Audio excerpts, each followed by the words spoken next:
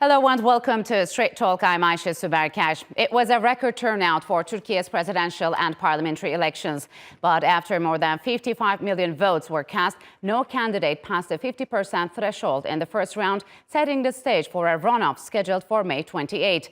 The record number of voters coincided with several new political parties entering the race for the first time. The People's Alliance, led by the ruling AK Party, is set to maintain its majority as the country waits anxiously for the presidential runoff later this month. Let's take a look at this report.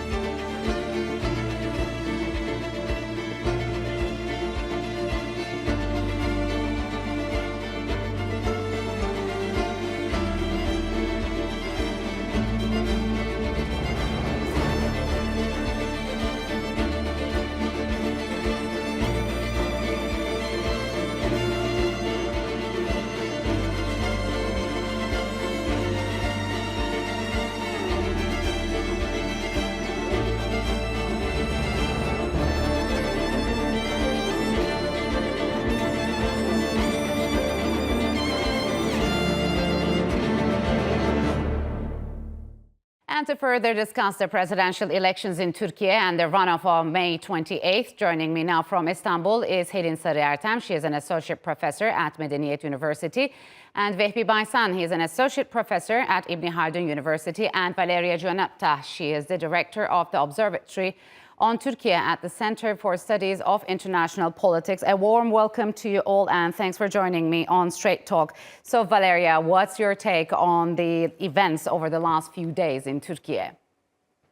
Well, it has been a very exciting event and I got impressed by the turnout, actually, the political participation of Turkey people. It was a sort of a record participation. And again, it shows how President Erdoğan is strong and resilient, despite the time that elections have occurred and the trauma that the country has experienced along the Twin earthquake last February. It seems that his popularity and his ability to deliver to Turkish people did not really change. On the other side, Kemal Kılıçdaroğlu, by attracting the table of six and representing all of them, I think, he was very able to, and by signing a unicum in the political history of his own party, he was very able to attract the sympathy of the Kurdish electorate. So, Helin, with the count nearly completed, Mr. Erdoğan sits at 49.5% of the vote to Kılıçdaroğlu's 44.8%. What are your key takeaways from the elections?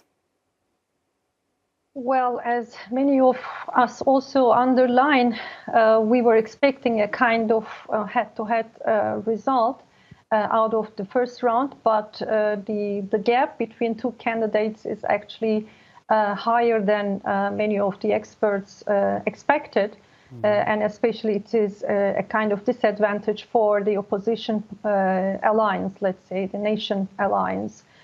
For that reason, there are so many lessons to take out of this election. It was a huge event in Turkey, as you all witnessed.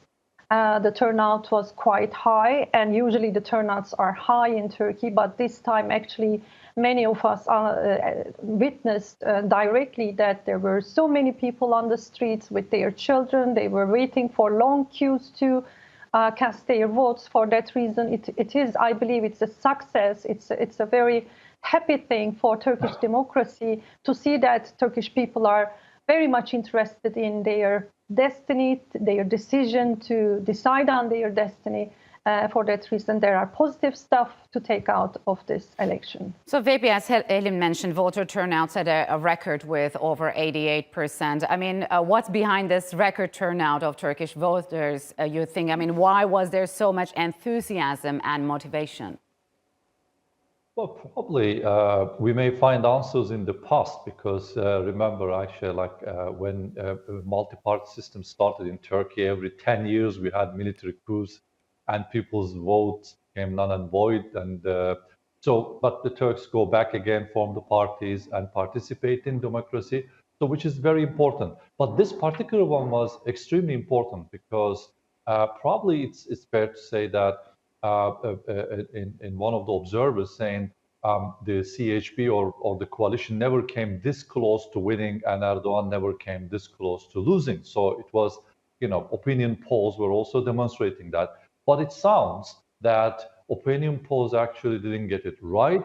But also, let me, if you allow me, a quote from our former politicians, which was saying, there is no empty pan that cannot bring a government down. This is to say that the increasing food prices and increasing energy prices, but also increasing housing prices would definitely take its toll and would help Erdoğan to lose. But it didn't happen. By the way, all these economic conditions are a global crisis, not unique to Turkey. Furthermore, which the disaster that Turkey sustained with 7 to 8 cities, the massive earthquake, and the official death toll is over 51,000, would say, well, that's it. This would have also its effect, but it didn't. So a lot of things got here wrong. But I'm sure now the people learning how to look at these elections or the polls differently. But how do you explain, Vehbi, this significant support from the earthquake-stricken regions? Well, it is very unique and it's very interesting because you would think that the people really most affected in the areas voted for Erdoğan, and it was unprecedented. I mean, the places that you would normally wouldn't get that high, he managed to increase his votes there. That's very, very interesting and very important because there were, as you remember, a lot of criticism for the organization of rescue efforts. But of course, after that, the state would have put the hand and got back. So I don't know. There are a lot of theories on that, from varying from that Kılıçdaroğlu's background and the Alevi Sunni, from the Islamism and what happens to the future of it. So I don't think it was just merely a political leader losing. Probably a lot of people perceived it as it was much more than that. So, Valeria, we've briefly touched on that, but just days before the elections, polls were showing a totally different story and were quite off what actually had happened. What does this tell us about the accuracy of polls across Turkey and maybe as well as other countries which have also experienced similar stories? Well, definitely polls are something objective. But when it comes to emotion and to the feeling and to developing feeling, there is another story. But anyhow, despite the attempt of the opposition bloc during the election night to show that there was a huge gap in declaring publicly the result, and then after a while they had to step back by showing the ANKA survey against the Anadolu agency. We see that when it comes to the opening the ballot, actually there is a huge transparency and it reflects what the Turkish people say. I think surveys in general, also in Italy and in Europe, can provide a picture, but then there are some other factors that intervene. Also how you propaganding yourself, how the media are playing the role in the perception. For example, in the West, there was, the wide perception that Erdoğan might lose and badly against Kılıçdaroğlu. So I think there are several factors intervening. But first of all, what the surveys sometimes are not able to catch is the psychology of the country. Really. So, Helin, although a voter turnout was relatively high, statistics revealed that around 9 million eligible voters did not cast their ballot. And is this likely to change in the second round? And we also know that over 1 million votes were invalid. Well, I believe that there are still some people who think that they wouldn't be changing anything. So for that reason, there's no need to go to the ballot boxes. But there will be some people who will be forcing hard to go to ballot box, at least to decide in between these two leaders, who will cover the next 5 years of the country. Both alliances, let's say, will do their best to attract the attention of these two, of these undecided people, or let's say the people who didn't prefer to go to the ballot box in the first round. But I'm not sure if they will be pulling these 9 million people back to the ballot boxes. Still, it's very significant to affect at least the decisions of the young people. Millions of young people are using and will be using, including my son, who will be 18 soon in a couple of days. They will be using their first vote. They will be casting their first vote in 2 weeks. And it's very exciting for them. And they are very enthusiastic to underline their opinion for their future. But I think this depends on what will happen in the next 2 weeks in between these two alliances. I believe that the tension might be high in the couple of days ahead of us, and especially feelings will be important in these 2 weeks. As we see, the result of the first round is not based on the increasing household prices or, let's say, the negative effects of the earthquake, as emotional as well as economic. But the main reason that affected the people's decision while they were casting their votes was emotions and their identity perceptions. And in this perspective, I believe that the ruling AKP was much more successful than the opposition alliance, while attracting the attention of the people regarding the future of Turkey, which is based on Turkish nationalism. We see that Turkish nationalism is on rise. And in some parties is also, for some people, ultra-Turkish nationalism. And So, people believe that there are so many foreign circles, external enemies surrounding Turkey, and this emotion actually affected very much their decision while they were casting their vote. So, Vehbi, what do you think? What kind of a campaign process are we likely to see from both sides heading into the runoff? Do you expect any escalation?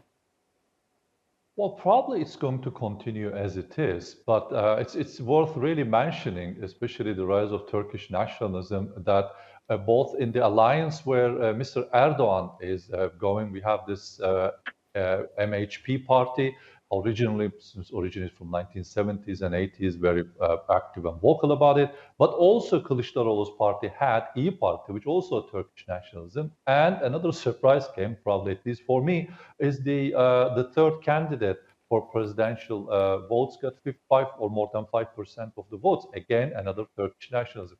So it's very interesting, but I think we should address the issue. Is it the people want a little more different approach in politics, especially young voters, first-time or second-time voters, looking into things differently? We don't know. But it seems the tension probably next week we will be seeing more escalating, because definitely the opposition, the Kılıçdaroğlu, wants to win this race, and Mr. Erdoğan doesn't want to lose it. So we don't know which direction it takes, obviously, but I expect some calmer approach. Probably Mr. Erdoğan and his supporters thinking that it is really nice, we already got it or lost it, very small, minor margin. So we don't know. But I think who is going to vote? Are we going to again catch the same percentage, like 87 or more? Yes. What those 9 million people, are they going to go? This is valid for both for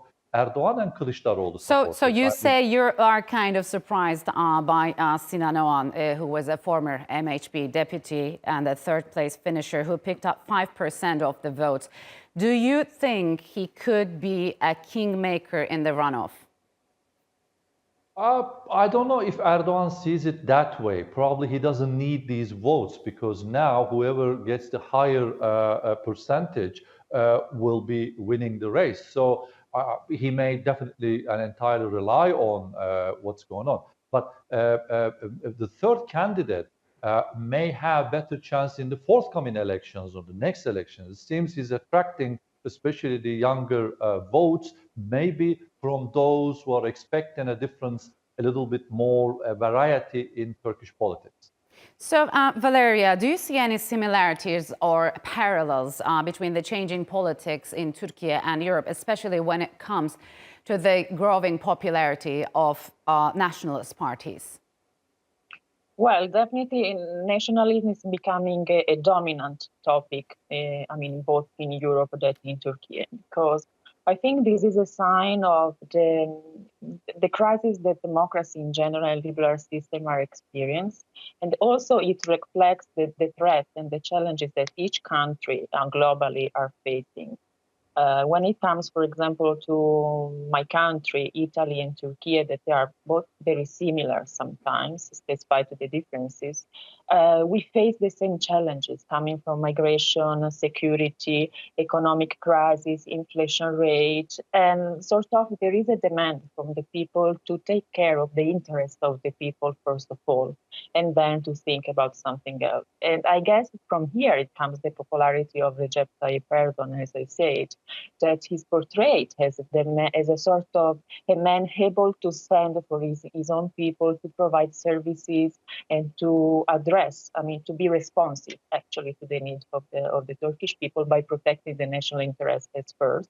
On the other hand, in Italy nowadays we have a very nationalist and far-right oriented government that is trying to address in the same way the needs of the Italians, which are unemployment, economic problems, migrations, which is a very big issue. So I think there is a sort of a unique point, a direct line connecting the European countries and Turkey. But when I speak about Europe, I do not speak just about Italy. We can see the rise of nationalist political trend in France, in Hungary, and in some other countries. So I think it's something that it will last, and we need to get used to live with. So, Helin, which strategy has been more effective in Erdoğan's campaign, you think?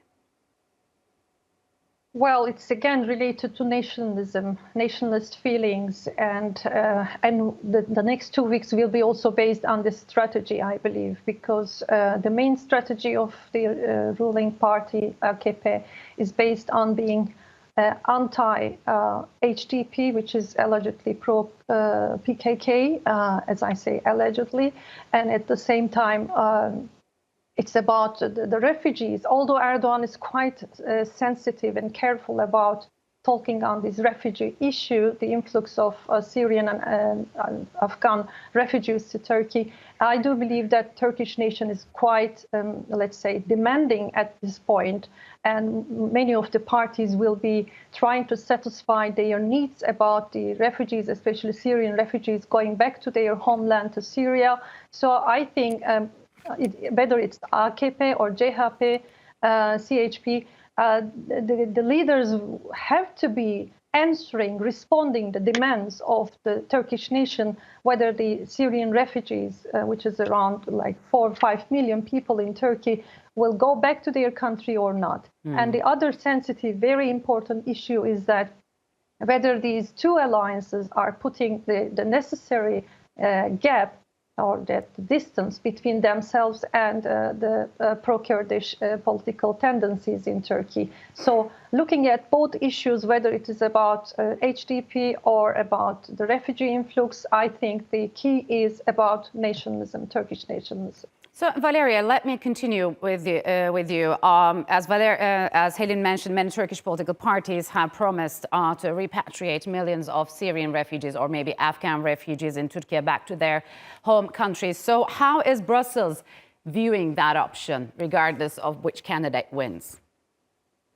Well, I think they are waiting, and they are a bit worried because actually in 2016, Brussels have signed a very important agreement with Turkey related to the so-called refugee Syrians. They are not refugees, but they are people under temporary protection.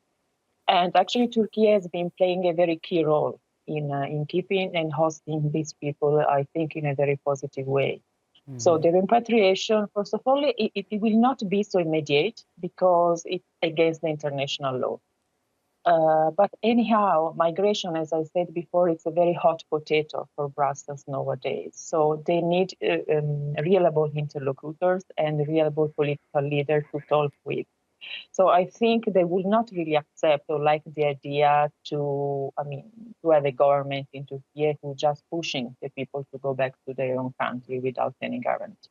So, Vehbi, where does the government secure? We mentioned the rise of nationalism and the number of nationalist parties entering the parliament, but where does the government security-oriented policies stand when it comes to voters' behavior?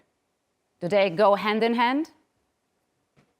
Well, voters are actually very interesting. Now, CHP Kılıçdaroğlu promised that would send back the refugees. Refugees means, of course, Syrians and maybe some Afghans.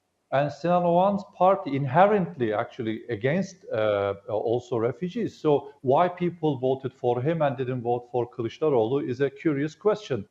Here, I would take a lot of people admire Erdoğan's stand because a lot of these Syrians have nowhere to go back in Syria. Their villages wiped out, they lost their houses and economic means, as well as they can be tortured under Assad's regime. So it's a possibility there. A lot of disappearances already taking place in Syria.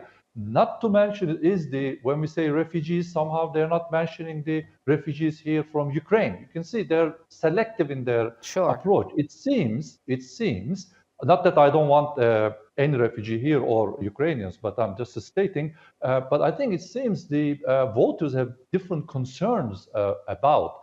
And I think we should also underline about rise of nationalism. Is it really Turkish nationalism taking the toll, or maybe one way or another, probably people didn't like what Kılıçdaroğlu promised or Erdoğan promised, and then they vote to other parties. So I think we will leave it to the political analysts, but the outcome of this election was absolutely very important and in demonstrating the divisions or what unites Turkish voters here. So, Helin, what will Turkey's next parliament look like? Because we see blocks of new parties will enter the 600-seat body. How will it play out and how diversified will it be? Well, it is again a surprise because many of the experts and polls were expecting that the ruling AKP will be losing the majority in the Turkish parliament, and we witnessed the totally opposite result. For that reason, at least the AKP's and especially Cumhur alliances, People's Alliance's strength is still visible in the Turkish parliament. But at the same time, I think we also have something positive, which is about plurality. The number of the political parties have increased. The very small parties like the TIP has also entered the Turkish parliament alone, which is something interesting for the Turkish parliament. At least I think we can still think that as long as the plurality increases in Turkish parliament, this is something positive for the Turkish voters' reflection of their decisions to the Turkish legislation. For that reason, there are some good and negative sides as well, because there is a danger of playing for majoritarianism again in Turkey, but what the Turkish people, in my point of view, need is plurality. As long as the Turkish parliament reflects the decisions of all of the Turkish nation, then this is something very good. All right, Helin, Valeria, and Vehbi, unfortunately, we are out of time. Thank you very much for joining me on Straight Talk.